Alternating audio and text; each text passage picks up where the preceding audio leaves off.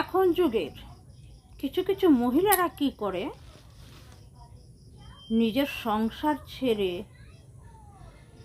স্বামী ছেড়ে, সন্তান ছেড়ে পরপুরুষ নিয়ে পাগল হয়ে যায়।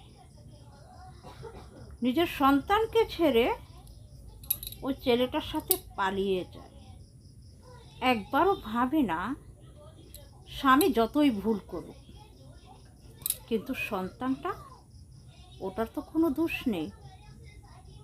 সন্তানটাকে যে তুমি কষ্ট দিয়ে অন্য ছেলের সাথে পালিয়ে যাচ্ছ, তুমি কি সুখী হয়ে যাবে? পারবে তুমি সুখী হতে? তোমার সন্তানটা যে দিনের পর দিন কষ্ট পাবে, কান্না করবে, খেতে পাবে না, ঘুমাতে পারবে না, তার মনের অভিশাপে কি তুমি সুখী হতে পারবে? কখনো পারবে না। আর তুমি ভাবছো যে ছেলেটা তোমাকে নিয়ে গেছে, সে তোমাকে রাজরানী করে রাখবে? না, সে তোমাকে কখনো রাজরানী করবে না গো সোনা। ওই কথায় আছে না,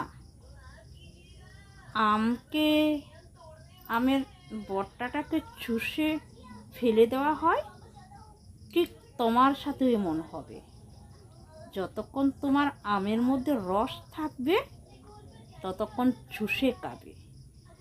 যখন সেই আমের মধ্যে আর কিছু থাকবে না, তখন আমের বট্টার মতো তোমাকে ছুঁড়ে ফেলে দেবে। এটাই সত্যি।